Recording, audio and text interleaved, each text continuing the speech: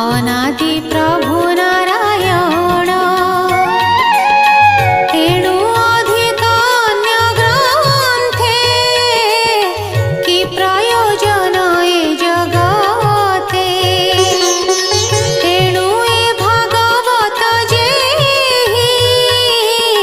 श्रवण मात्रे भक्ति होई ए भागवतर महिमा